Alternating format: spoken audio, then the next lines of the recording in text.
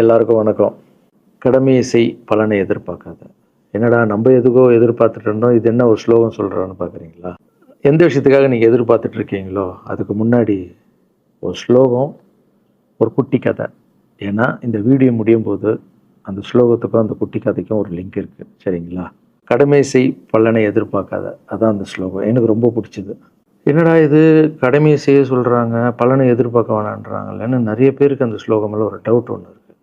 வேலை பண்ணுறோம், வேலைக்கேற்ற கூலி எதிர்பார்க்கக்கூடாதா? இவ்வளோ கஷ்டப்பட்டு உழைக்கிறோம், சம்பளத்தை எதிர்பார்க்கக்கூடாதா அப்படின்னு. அந்த ஸ்லோகத்துடைய முழு மீனிங் என்னன்னா ஒரு கதையாக சொல்லிடுறேன். ஒரு பெரிய வீடு, ஒரு மிகப்பெரிய பணக்காரர். அவர் ரூமு மட்டும் க்ளீன் பண்ணுறதுக்கு ரெண்டு ஆட்கள் இருப்பாங்க. ரொம்ப பிடிச்சவங்களும் 2 பேர் அந்த ரூம் க்ளீன் பண்ணுறதுக்கு வச்சுருக்காரு. அவர் மிகப்பெரிய பணக்காரர். அவர் இப்போ 2 பேரும் வந்து ரூம் துடைக்கிறவங்க. ஓகே, அவர் காலையில் ரெடி ஆகி அந்த ரூம்லேருந்து வெளியே வரும்போது அவங்க துடைச்சிட்டு இருக்காங்கல்ல, அதில் ஒருத்தர் வந்து அவர் பாட்டுன்னு ஒரு வேலையை பார்த்துட்டு இருப்பார், துடைச்சிக்கிட்டே இருப்பார். இன்னொருத்தர் இருக்கார்ல, அவர் போய், சார் உங்கள் ட்ரெஸ்ஸு சூப்பராக இருக்குது சார், சார் நீங்கள் போட்டுக்கிற கண்ணாடி நல்லா இருக்குது சார், சென்ட்டு சூப்பராக இருக்குது சார், நல்லா இருக்குது சார், சூப்பராக இருக்கீங்க சார், எனக்கு பேக் கொடுங்க சார் அப்படின்னு வாங்கிட்டு போவார். இன்னொரு ஆள் வணக்கம் சார் சொல்லிட்டு வேலையை மட்டும் பார்த்துட்டு இருப்பார். இப்படியே தினமும் நடக்கும். அப்புறம் அந்த ஓனர் வந்து இந்த ஊரை விட்டு வெளியூருக்கு போகிறாரு.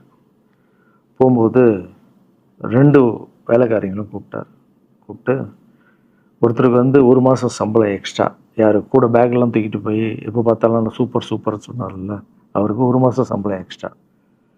இன்னொரு ஆளுக்கு ஒரு வீடு வாங்கி கொடுத்து அவரை, நீ என் கூடவே வந்துடுங்க, நான் அவர் கூடவே அவரை கூப்பிட்டு போகிறேன். இவன் ஓடி போய் கேட்டானா, சார் என்ன சார் தினமும் நான் தானே சார் உங்கள் பேக் எடுத்துருந்தேன், நான் கொடுத்த வேலையை நீ கரெக்டாக பண்ணல, நீ ஜால்ரா அடிக்கிறதுலையே இருந்த, எனக்கு இது நல்லா இருக்கு அது நல்லா இருக்குன்னு.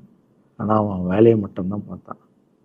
வேலையை கரெக்டாக பார்த்தா பலனு கடவுள் கொடுப்பார், அந்த பலன் தான் இது அப்படின்னு சொன்னான். இப்போ விஷயத்துக்கு வருவோமா? திருச்சி கிழக்கு தொகுதி. இன்றைக்கி நான் என்ன முடிவு சொல்கிறேன் இதுதானே. நான் திருச்சி கிழக்கில் நிற்கணுன்னா நான் முதல்ல அரசியலுக்கு வரணும். நான் அரசியலுக்கு வரேனா இல்லையான்றதை சொல்கிறேன். அரசியல் எப்படி என் வாழ்க்கையில் வந்ததுன்னு சொல்கிறேன். உங்களுக்கு நல்லா தெரியும், என் வீட்டில் குழந்தைங்கள வளர்த்துக்கிட்டு நான் பாட்டுன்னு சோஷியல் சர்வீஸ் பண்ணிகிட்டு இருந்தேன். மாற்றுத்திறனாளிக்கு டான்ஸ் சொல்லி கொடுக்குறது, ஓப்பனர் சர்ஜரி பண்ணுறது, பசங்களை படிக்க வைக்கிறது, ஸ்போர்ட்ஸு, எல்லாத்துலேயும் என்னால் முடிஞ்ச வரைக்கும் பண்ணுவேன். என்னால் முடியல மற்றவங்கிட்ட கேட்டு பண்ணிகிட்டு இருந்தேன். இந்த டைமில் தான் ஜல்லிக்கட்டுன்னு ஒன்று வருது. ஒரு சில விஷயம்லாம் ஃபாஸ்ட்டாக சொல்லிடுறேன், உங்களுக்கு தெரிஞ்ச விஷயந்தான். ஜல்லிக்கட்டுன்னு ஒன்று வருது, அதில் நான் போகிறேன், சாப்பாடு போகிறதுக்காக குழந்தைங்களுக்கு போகிறேன். அப்படி நான் அந்த ஜல்லிக்கட்டு நடந்து முடிஞ்ச விஷயம்லாம் உங்களுக்கு தெரியும். அப்புறம் என் மேலே ஒரு தலைவர் விமர்சனம், எதுக்கு தலைவர்னு சொல்லுவாரா, நம்ம அண்ணன் தான், சீமான் அண்ணன் ஒரு விமர்சனம் வைக்கிறாரு. அதுக்கு நான் மறுபடியும் ஒரு ட்வீட் போடுறேன், அவர் ட்வீட் போடுறேன். அப்போ தான் என் வாழ்க்கையில் அரசியல்னு எடுத்து நுழையுது. நம்ம சாப்பாடு போகிறதுக்கு போகணும், இது என்னடா இவ்வளோ பெருசாக இருக்குது, அந்த ஜல்லிக்கட்டு தான் எனக்கு அரசியலில் உள்ள நுழைஞ்சது, என்னடா இவ்வளோ பெருசாக இருக்குது அப்படின்னு. அப்படியே போச்சு. அதே தலைவர் தான், அதே சீமான் அண்ணன் தான் ரஜினி சார் அரசியலுக்கு வர்ற மாதிரி பேச்சு அடிபட்ட உடனே அவங்க சைட்லேருந்து பேசுகிறாங்க, தலைவரை பற்றி பேசுகிறாங்க. தலைவர் எனக்கு வந்து ஒரு குரு, என்னை வாழ வச்ச தெய்வம், ஒரு அப்பா மாதிரி, ஒரு அண்ணன், அப்பா எல்லாமே சொல்லலாம். ஸோ அவரை பற்றி அதிகமாக பேச ஒரு முறையும் சூப்பர் ஸ்டாருக்கு ஃபோன் போடுவேன், அண்ணா ரொம்ப ஓவராக பேசுகிறாங்க, டெப்பா கம்முன்னு இருக்கண்ணா, நீ சைலண்ட்டாக இரு, இப்படியே ஓரளவுக்கு தான் நம்மளால் பொறுக்க முடியும். அதுக்கப்புறம் ஆடியோ ரிலீஸ் ஃபங்க்ஷனில் என் மனசில் கடலாம் உடச்சி சொன்னேன், அதை நீங்களும் பார்த்துருப்பீங்க, தெரியும். அதுக்கப்புறம் ஒரு ரஜினி சாருக்கு ஒரு ஃபங்க்ஷன் வந்தது, அந்த ஃபங்க்ஷன்லேயும் பேசினேன் இதை பற்றி. உங்களுக்கு தான் தெரியுமா அந்த வீடியோ, யார் ஓட்டப்பந்தயத்தில் ஜெயிக்கிறது, இப்போ கூட அந்த வீடியோ போயிட்டுருக்கு. அதை பேசணும், அது பாட்டும் அப்படியே போயிட்டு இருந்தது. அதுக்கப்புறம் பார்த்தீங்கன்னா ரஜினி சார் அரசியலுக்கு வரேன்னு அனௌன்ஸ் பண்ணுறாரு. பண்ணோடனே நான் போய் தலைவரை பார்க்குறேன், என்ன வரீங்களா, நியூஸில் வருது, ஆமாக்கா நான் வரேன். இன்னும் பயங்கர சந்தோஷம். ஏன்னா வாழ்க்கையில் ஒளி ஏற்றி வச்சவர், அவர் அரசியலுக்கு வர்றாரு, அவருக்கு சப்போர்ட்டிவாக இருக்கணும் நம்ம. அப்புறம் எல்லாருக்கிட்டையும் போய் நம்ம கேட்டுட்டு இருக்கோம், தலைவர் வந்துட்டாருன்னா எல்லாமே குழந்தைங்களுக்கு இன்னும் நிறைய பண்ணலாம் அப்படின்னு, என்ன நானும் வரேன் அப்படின்னா ரொம்ப சந்தோஷம் அப்படின்னு ஸ்ட்ரெயிட்டாக கிளம்பி நான் ட்ரஸ்ட்டுக்கு வரேன். என்னுடைய ட்ரஸ்ட்டு, என்னுடைய ஃபேன்ஸு எல்லாரையும் கூப்பிட்டு என்னுடைய வெல்விஷர்ஸ் எல்லாரையும் கூப்பிட்டு உட்கார வச்சு, தலைவர் அரசியலுக்கு வராரு, புரியுதுங்களா? எனக்கு வந்து எழுத படிக்க தெரியாது, அதான் ஒரு ட்வீட் பண்ணணும், இதெல்லாம் ரெடி பண்ணுங்கன்னு தமிழில் சொல்லிவிட்டு அவங்க ரெடி பண்ணிட்டு இருக்க ஒரு டீம். இன்னொரு டீம் உட்காந்து என்கிட்ட கேள்வி கேட்குறாங்க. தலைவர் அரசியலுக்கு வந்து அவர் வந்து சிஎம் ஆகிடுவார், நீங்கள் வந்து அமைச்சர் ஆகிடுவீங்களாண்ணே, சுகாதாரத்துறை அமைச்சர் தான் நம்ம வந்து ஆப்ரேஷன் நிறைய பண்ணலாம், இன்னொருத்தர் கல்வித்துறை எடுத்தால் நிறைய படிக்க வைக்கலாம். டேய், கடமை செய்யணும், பலன் எதிர்பார்க்கக்கூடாது. சுகாதாரத்துறை அமைச்சர், இது வந்து கல்வித்துறை, இதெல்லாம் படிச்சுங்க வர இடம். அண்ணன் படிக்கலடா. எல்லாருக்கும் படித்த இடத்த போட்டு ஒரே இடத்துல போய் முடங்கி போய் படிப்புனா படிப்பு மட்டும், எல்லாம் கட்சி வளரட்டும், தலைவர் வரட்டும், எல்லா துறையிலேருந்து ஹெல்ப் கேட்டு நல்லா பண்ணுவோம், பெரிய ட்ரஸ்ட்டு கட்டுவோம். இப்போனா சின்ன ட்ரஸ்ட்டில் தான் நம்ம இருக்கோம். சின்ன வீட்டில் 60 குழந்தைங்க நீங்கள் இருக்கீங்க, 100 ஏக்கரில் கட்டுவோம். ஊனமுற்றோர்கள் இந்த பக்கம் திருநங்கைகளுக்கு, இந்த பக்கம் முதியோர்களுக்கு ஒரு பெரிய ட்ரஸ்ட்டு கட்டி பண்ணுவோம்டா. சூப்பர்ண்ணா. இன்னொருத்தர் டக்குன்னு அங்கேருந்து, அண்ணா நம்மளை எதிர்த்து பேசின்னு இருக்கார்ல சீமான் அண்ணா, அவருக்கு ஆப்போசிட்டாக எதிர்த்து நில்லுங்கண்ணே அப்படின்னா. அது அரசியல் இல்லை. ஒருத்தர் மேலே கோவத்தால் நம்ம அரசியலுக்கு வந்தால் அது வந்து வெறுப்பு அரசியலாக மாறும். அரசியல்ன்றது மக்களுக்கு நல்லது பண்ணுறதுக்காக வரணும். இப்போ அவரை நான் அழிக்கணும், அவரை நான் ஏதோ ஒன்று செய்யணும்னு அந்த ஆசையில் வந்தேன்னு வச்சுங்களேன், ஆசை என்ன ஆகும், கோபமாக மாறும். கோவத்துலேருந்து என்ன வரும், வார்த்தைகள் தப்பாக வரும். வார்த்தைகள் மட்டும் வராது, தப்பான வார்த்தைகள் வரும். மக்களுக்கு நம்ம மேலே மரியாதை இல்லை, மக்களுக்கு நம்ம மேலே மரியாதை இருக்காது, போயிடும். ஸோ அதால் அரசியலுக்கு வரணும்னா அவரை அழிக்கிறேன் இவழையாக இருக்கிறேன், பதிவை பற்றி பேசுகிறத ஃபஸ்ட்டு விடுங்கடா, ஃபஸ்ட்டு வேலையை பார்ப்போம்டா. நம்ம தலைவர் வரேன்னு சொல்லிட்டாரு, ட்வீட் போடுங்களா அப்படின்னு ட்வீட் போட்டுட்டு அங்கேருந்து போட்டுட்டு வீட்டுக்கு போகிறேன். இங்கே தான் பெரிய ட்விஸ்ட் இருக்குது எனக்கு. வீட்டுக்கு போகிறேன். வீட்டுக்கு போனோன்னா எப்பவும் நான் அம்மா கிட்டே போய் ஒரு விஷயத்த சொல்கிறதுக்கு முன்னாடி ஒரு சர்ப்ரைஸ் ஒன்று பண்ணுவேன். எங்கள் அம்மா கோவில் கட்டுறது கூட, கோவில் கட்டிட்டு ஸ்டாச்சுலாம் ஆர்டர் பண்ண அப்புறம் தான் அந்த ஸ்டாச்சுவே காமிச்சாங்க அம்மாவுக்கு. அதே மாதிரி அரசியல் விஷயத்துலையும் போய் சொல்லலான்னு அம்மாவை கூப்பிட்டு ஃபேமிலியெல்லாம் உட்கார வச்சு, அம்மா தலைவர் அரசியலுக்கு வர்றாரு, சரி கண்ணா, நானும் அரசியல் போடுறேன், இங்கே பரமா ட்வீட் போட்டிருக்கேன் அப்படின்னு. அம்மா முகம் டக்குன்னு மாறிச்சு. மாறிட்டு ஓகே கண்ணா, ஓகே கண்ணா சாப்பிடலாம் அப்படின்னு எழுந்து போயிட்டாங்க. என்ன இப்படி போக மாட்டாங்களே, ஒரு விஷயத்த சொன்னால் சூப்பர் கண்ணான்னு பேசுவாங்கள்ல, 1 ஹவர் அதில் இருக்கிற நல்லது கெட்டது எல்லாம் பேசுவாங்க, என்ன போயிட்டாங்க அப்படின்னு ஒரு ஃபீல். சரி, இது உடம்பு சரியில்லை போல, அப்செட்டில் இருக்கான்னு விட்டேன். அப்புறம் 2-3 நாள் அவங்ககிட்ட பேசவே மாட்டுறாங்க. கூப்பிட்டு உட்காரு, என்னம்மா உனக்கு பிரச்சனை, ஏதாவது தப்புன்னா அடின்னா அடிச்சிடுமா, என்னம்மா இப்படி பேசாமல் இருக்குன்னா, இல்லை கண்ணா நீ அரசியல் போனது எனக்கு பிடிக்கல அப்படின்றாங்க. ஏமா அரசியல் போனால் பிடிக்கல? இல்லை கண்ணா, அது ஒரு சாக்கடை, அரசியலுக்கு போகக்கூடாது, அது வந்து பணம் கொடுக்குறாங்க அரசியலுக்கு, ஊட்டு வாங்குறதுக்கு பணம் கொடுத்து தாங்க நான் ஜெயிக்கிறாங்க. அதுக்கப்புறம் ஜாதி இல்லைன்னுவாங்க, ஜாதி இருக்குது, மதம் இல்லைன்னுவாங்க, மதம் இருக்குது, அந்த சாக்கடைக்குள்ளே நீ போகாதப்பா. நம்மளுக்கு வாழ்க்கையை ஒளி வச்சு ஏற்றி வச்சவர் தானே நம்ம சூப்பர் ஸ்டார், அவர்கிட்ட என்னை கூப்பிட்டு போப்பா, நான் சொல்கிறேன், அவர் ஒரு ஆன்மீகவாதி, அவரும் அரசியலுக்கு வர வேணாம், இந்த வயசில் அவர் நிம்மதியாக இருக்கட்டும், எதுக்கு அரசியலுக்கு வர, என்னை கூப்பிட்டு போ, அப்பாயின்மெண்ட் வாங்கி கொடுத்துருந்தாங்க. அப்பாயின்மெண்ட் வாங்கி கூடா? நானும் வேறு கனவுல வந்து மைண்ட் வைஸ், அம்மா நான் சொல்கிறது கேளுமா, நம்ம எத்தனையோ இப்போ வந்து எல்லா குழந்தைங்களுக்கும் ஒவ்வொரு ஸ்டேஜில் போய் கேட்டு தானேம்மா ஹெல்ப் நடக்குது. இப்போது தலைவர் வந்துட்டாருன்னா நம்ம தாராளமாக பண்ணலாம்லம்மா, உன் கையில் எவ்வளோ காசு இருக்கோ அதுக்கு மட்டும் செய், அரசியல் வேணான்னு சொல்கிறேன் அப்படின்னு போயிட்டான். அந்த ஃபேஸ் வந்து அதுக்கப்புறம் அடிதான் நம்மளுக்கு. சரி, இந்த உலகத்தில் அம்மா மீறி பண்ணலாம், ஆனால் நான் உருப்பிட மாட்டேன், எனக்கு நல்லா தெரியும். இந்த உலகத்துலேயே எனக்கு யாருன்னா எங்கள் அம்மா தான். அது அம்மா இல்லை, எங்கள் கடவுள்னே சொல்லலாம், நான் எதிர்க்க பார்க்குற கடவுள். சரி, அம்மாவுக்கு சொல்லி புரிய வைக்கலாம், என்னடான்னு தலைவர்கிட்ட போய் எப்படி சொல்கிறது, பசங்கிட்ட ஒரு பயங்கர பில்டப் கொடுத்துட்டோம், அது இதுன்னு எல்லாம் வேலை பார்த்துட்டு இருக்காங்க, என்ன பண்ணுறது. அந்த டைமை பார்த்து கொரோனா வருது. ஒரே ஷாக்கு, வெளியே போக முடியாதுன்றாங்க, இல்லைன்னா முடிஞ்சு போச்சு. பிரச்சாரம் பண்ண வெளியே போக முடியாது, தலைவருக்கு உடம்பு சரியில்லாமல் போகுது, ஹைதராபாத் ஷூட்டிங் போகிறார், உடம்பு முடியல, அப்படியே எல்லாமே கொலாப்ஸ் ஆகுது. அப்புறம் தலைவர் அலௌன்ஸ் பண்ணுறாரு, நான் அரசியலுக்கு வரல, டாக்டர்ஸ் வந்து போகக்கூடாதுன்னு சொல்லிட்டாங்க, கொரோனா டைமில் நம்ம வந்து பிரச்சாரம் போக முடியாது, அதை காரணம் சொன்னார், அது உங்களுக்கு எல்லாருக்கும் தெரியும். ஆவலை தான் தலைமையில் கை வச்சுன்னு உட்காந்துட்டோம். நான் ட்ரஸ்ட்டில் இருக்கிற குழந்தைங்க மற்றவங்க எல்லோரும் என்னென்னோ நினச்சி ஒர்க் பண்ணிட்டு இருந்தால எல்லாரும் அப்செட்டில் உட்காந்துருக்கோம். தலைவர் ஒருத்தம் போய் பேசி பார்க்கலாம் அவர்கிட்ட, தலைவர் வர்றாரு, கூப்பிட்றாரு, போகணும். அந்த மாதிரி தலைவரை பார்த்ததில்லை நான். அப்படியே எனக்கு புரிஞ்சுது, அவர் ரொம்ப வலியில் இருக்கார் அப்படின்னு. எவ்வளோ சுறுசுறுப்பானால உடம்பு முடியலைங்கண்ணா. பரவாயில்ல, உங்கள் உடம்பு தானே முக்கியம், என்ன இதெல்லாம் என்னென்ன தூக்கி போடுங்கண்ணா. இல்லைங்கண்ணா, இத்தனை வருஷம் என்னை வாழ வச்சாங்கல்ல, அவங்களுக்கு ஏதாவது ஒன்று பண்ணணும்னு நினச்சாங்கண்ணா, இங்கே குத்துதுக்கண்ணா, எனக்கு என்ன பண்ணுறதுன்னு தெரியல, ரொம்ப கஷ்டமாக இருக்குது அப்படின்னா. அண்ணே அதை விடுங்கண்ணே, எல்லாம் அப்படின்னு அவர்கிட்ட பேசிட்டு அவர் வந்து அப்போ நான் முன்னாடி பேசும்போது அவர் சொல்கிறார், நான் கூட பதவிக்கு வரணும்னு ஆசைப்படல, இன்னொரு நல்ல ஆள் படித்த ஆள் அங்கே நிற்க வச்சு பார்ப்போம். யாருன்னே சொல்லுவேன், யாருன்னு கூட சொல்லலை. அது அப்படியே போச்சு. அவர் மனசுக்கு மட்டும்தான் தெரியும், யாருன்னு கூட சொல்லலை. ரொம்ப அப்செட்டாக இருந்தார். சரி ஓகே, இதுவும் கடந்து போகணும். அப்படியே கடந்து போச்சு. எனக்கும் காஞ்சனா படம் அது இதுன்னு பெரிய ஹிட் ஆகுது. அதுக்கப்புறம் யார்கிட்டையும் நீங்கள் யாரும் எனக்கு ஹெல்ப் பண்ண வேணாம். முதல் நாள் நான் கலைஞர் ஐயா கிட்ட ஹெல்ப் கேட்டேன். அவர் ஒரு சில குழந்தைங்களுக்கு ஹெல்ப் பண்ணார். அதுக்கப்புறம் அன்புமணி ராமதாஸ் ஐயா, அவரும் ஹெல்த் மினிஸ்டராக இருக்கும்போது அவர் ஒரு சில குழந்தைங்களுக்கு ஹெல்ப் பண்ணார். அப்புறம் நம்ம விஜய் சார் நண்பர், அவர் ஒரு குழந்தைக்கு ஆப்ரேஷன் பண்ணார். ஸோ இருக்கும்போது என்னால் முடிஞ்ச வரைக்கும் சொந்த பணத்தை போட்டு பண்ணிவிடுவாங்க. முடியாத போது தான் நான் அந்த ஹெல்ப்பை கேட்பேன். இப்போ தான் நல்லா வந்துட்டுமே, யாருக்கும் எனக்கு பணம் கொடுக்க வேணாம், இனிமேல் என் சொந்த பணத்திலே பண்ணுறேன்னு சொல்லிட்டு நான் பாட்டுன்னு ஒரு வீடியோ கூட நான் போட்டேன், இனிமேல் யாரும் பணம்லாம் கொடுக்க வேணாம் அப்படின்னு.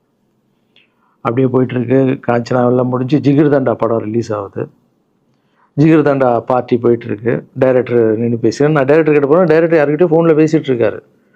அப்படியே பேசிகிட்டு இருக்கிறவர் டக்குன்னு இந்தப்பா சீமானன் பேசுவான்னு கொடுத்துட்டாரு என்கிட்ட. அவருக்கும் தெரியாது நான் பேச போகிறேன். அவர்கிட்ட லாரன்ஸ் பேசுவார், சீமானன் ரெண்டு பேரும் சைலண்ட்டு. நானும் எதுவும் பேசலை, சீமானனும் எதுவும் பேசலை. அப்படியே ஒரு நிமிஷம் அப்படியே நிற்கிறோம். பெரியவர் இல்லை என்னாலும் அண்ணன் அப்படின்னு. அவ்வளோதான் அண்ணன். பயங்கர பாசம். எந்த இடத்துல கோவம் இருக்கும் அந்த இடத்துல குணம் இருக்குன்னு சொல்லுவாங்கள்ல. அண்ணன் புகழ்ந்து தள்ளுறாரு ஜிகர் தண்டாவை. இப்படி பண்ண கண்ணா, அப்படி பண்ண இவ்வளோ சூப்பராக பண்ண, அந்த சீன் எனக்கு ரொம்ப பிடிச்சதுன்னு. அவருடைய அன்பு தான் தெரியும்ல, எல்லாமே அதிகமாக இருக்கும் அண்ணன்கிட்ட.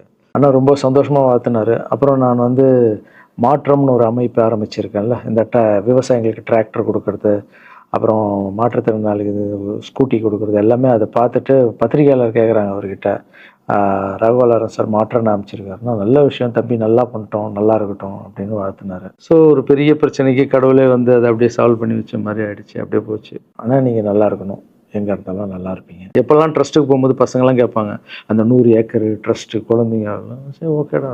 அப்படி பார்த்தீங்கன்னா நண்பர் விஜய் சார்கிட்ட பேசிகிட்டு இருக்கும்போது நான் வர அரசியலுக்குன்றார். நிஜமா நண்பா அப்படின்னு. எஸ் அப்படின்னு. மறுபடியும் போய் ட்ரஸ்ட்டில் உட்காந்து டேய் நண்பர் வராரு. ஏன்னா சூப்பர் ஸ்டார் எனக்கு எவ்வளோ க்ளோஸோ, நண்பர் கூட அவ்வளோ க்ளோஸ் தான் எனக்கு. ஏன்னா மேகமாய் வந்து போகிறேன்ற சாங்லேருந்து நான் அவருக்கு டான்ஸ் மாஸ்டராக பண்ண ஆரம்பித்தேன். அதுக்கப்புறம் நிறைய சாங் பண்ணேன், சரக்கு வச்சுருக்கேன். அப்போ உங்களுக்கு தெரியும், அந்த தாம் தக்க தீம் தக்க அவருக்கு மட்டும் நான் ஸ்பெஷலாக பண்ணி கொடுத்துட்டு போவேன். தமிழ் வேறு யாருக்கும் பண்ண மாட்டேன். அவர் கூப்பிட்டா வருவேன், தலைவர் கூப்பிட்டா வருவேன், சாங் பண்ணிட்டு போவேன். அவர் வரணும் போது எஸ், ஏன்னா அவர் ஒரு முடிவு எடுக்க மாட்டார், எடுத்தாருன்னா அவர் நல்லா உழைப்பார், நல்ல உழைப்பாளி, பண்ணுவார் அப்படின்னு நினச்சி மறுபடியும் போய் ட்ரஸ்ட் ஆளுங்கெல்லாம் பேசுகிறதுக்கு முன்னாடி ஐயோ அம்மா இருக்காங்களே பிடிக்காத, ஃபஸ்ட்டு அங்கே கரெக்ட் பண்ணணும்ல, அங்கே போனேன். அம்மா நண்பர் அரசியலுக்கு வராருப்பா, என்னம்மா அப்போ தான் ஓகே, இப்போ எல்லாம் மாறி இருக்கு, போகலாமா, நீ ஃபஸ்ட்டு அவர்கிட்ட ஒரு அப்பாயின்மெண்ட் வாங்க, நான் உன்னை கூப்பிட்டு போகிறேன் அப்படின்னா. கூப்பிட்டு போய் இந்தப்பா என் பிள்ளைய ஒப்படைக்கிறேன் பார்த்துக்கப்பான்னு சொல்லுன்னு பார்த்தா, என்னம்மா பேச போகிறான்னு கேட்டேன். நீ அரசியலுக்கு வராத தம்பி, இது ஒரு சாக்கடை, நீ அரசியலுக்கு வராத, நீ ரொம்ப சைலண்டான ஆள், உனக்கு இதெல்லாம் செட் ஆகாது, பணம் கொடுத்தா தான் ஜெயிக்க முடியும், ஜாதி இருக்குது, மதம் இருக்குது, இதெல்லாம் தாண்டி வருது கஷ்டம்னு நான் அவர்கிட்ட சொல்கிறேன்ப்பா அப்படின்னு.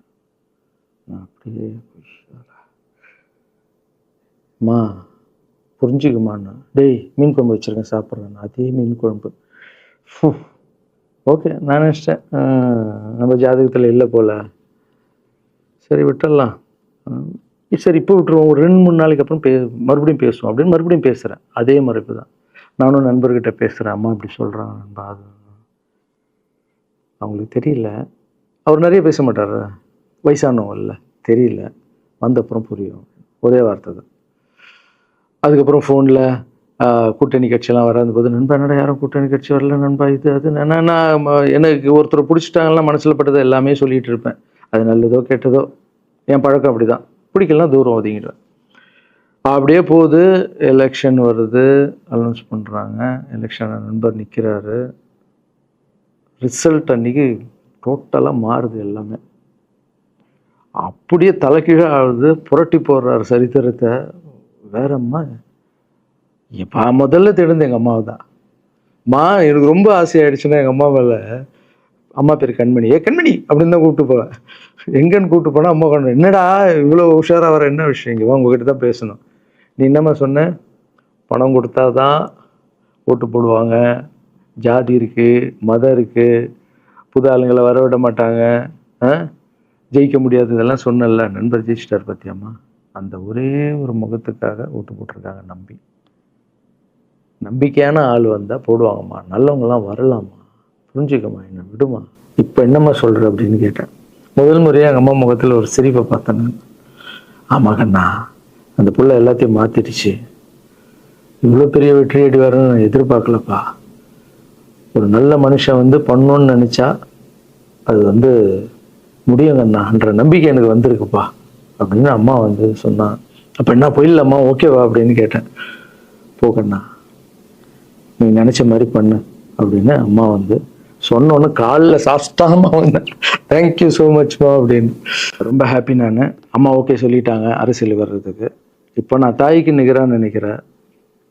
என் ரசிகர்கள் கேட்குறேன், நான் அரசியலுக்கு வரலாமா? இதை பார்த்துட்டு இருக்கிறவங்களுக்கு, இந்த மக்களை கேட்குறேன், நான் அரசியலுக்கு வரலாமா? அந்த தகுதி எனக்கு இருக்கா? நீங்களும் சொல்லுங்கள். இந்த வீடியோ பார்த்துட்டு இருக்கவங்க கமெண்ட்ஸ் போடுங்க.